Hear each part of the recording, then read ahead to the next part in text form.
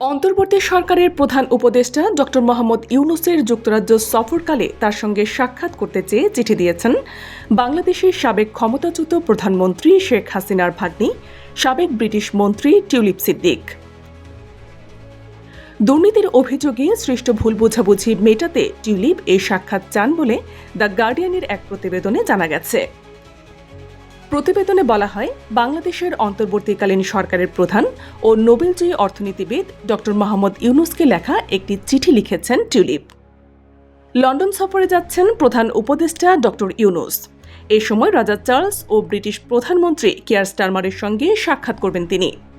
Doctor ইউনূসের এই সফরকালে আলোচনার সুযোগ চেয়েছেন টিউলিপ। চিঠিতে টিউলিপ লিখেছেন, বাংলাদেশের সাবেক প্রধানমন্ত্রী শেখ হাসিনার, যিনি আমার খালা, তার সঙ্গে আমার সম্পর্ক ও জড়িত থাকার বিষয়ে আমাকে প্রশ্নের মুখোমুখি হতে হবে। দুর্নীতি দমন কমিশনের অভিযোগ থেকে এই যে ভুল বোঝাবুঝির সৃষ্টি হয়েছে তা এই সাক্ষাৎ দূর করতে পারবে বলে আমি আশা করি।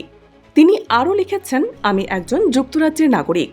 আমার জন্ম লন্ডনে এবং ব্রিটিশ পার্লামেন্টে গত এক দশক ধরে হ্যাম্পস্টেড ও হাইগেটের জনগণের প্রতিনিধিত্ব করে আসছি।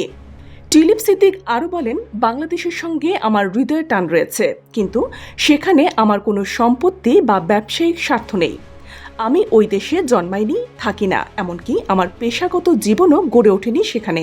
দুদক এবং একাধিক গণমাধ্যমের প্রতিবেদনে দাবি করা হয়েছে, টিউলিপ সিদ্দিক ও তার মা শেখ রেহানা ক্ষমতা ও প্রভাব খাটিয়ে ৭,২০০ বর্গফুট আয়তনের একটি জমি দখলে নিয়েছেন। যদিও এসব অভিযোগ অস্বীকার করেছেন টিউলিপ সিদ্দিক। তার আইনজীবীরা এসব অভিযোগকে রাজনৈতিক উদ্দেশ্য প্রণোদিত ও ভিত্তিহীন বলে দাবি করেছেন। এখন প্রশ্ন হচ্ছে, ডক্টর ইউনূস কি সত্যি দেখা করবেন টিউলিপের সাথে?